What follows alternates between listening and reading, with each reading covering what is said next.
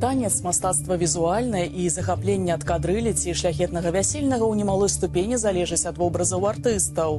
У беларускім дзяржаўным акадэмічным харэаграфічным ансамблі «Харошкі» за прыгажосць строю адказвае Алексей Гаявы. У межах выставы «Харошкі» жыццё на сцэне, што праходзіць у арт-гасцёўні «Высокае места», размясцілася і яго персанальная экспазіцыя.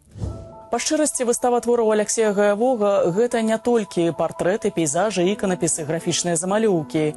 Душа, фантазія, майстэрства мастака і ў прадстаўленых у экспазіцыі сцэнічных касцюмах. Для сына заснавальнікаў калектыву Валянціны Гаявой Мікалая Дудчанкі з самага маленства «Харошкі» – сям'я. С детства я был так или иначе связан с этим, потому что я ходил на репетиции. Когда я был маленький, со мной нянчились артисты. Потом я нянчился с артистами, когда стал взрослым, большим.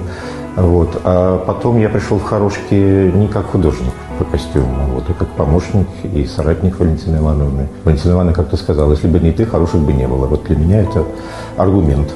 Мастацкія здольнасці ў Алексея Гаявога ад бацькоў. Тата, рэжысёр і харэограф, выдатна маляваў. Маці студэнткай працавала ў Эрмітажы, дзе прайшло дзяцінства самога Алексея.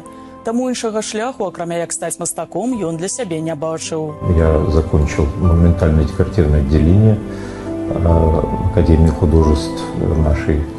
До этого я закончил республиканскую школу-интернат по музыке и изобразительному искусству.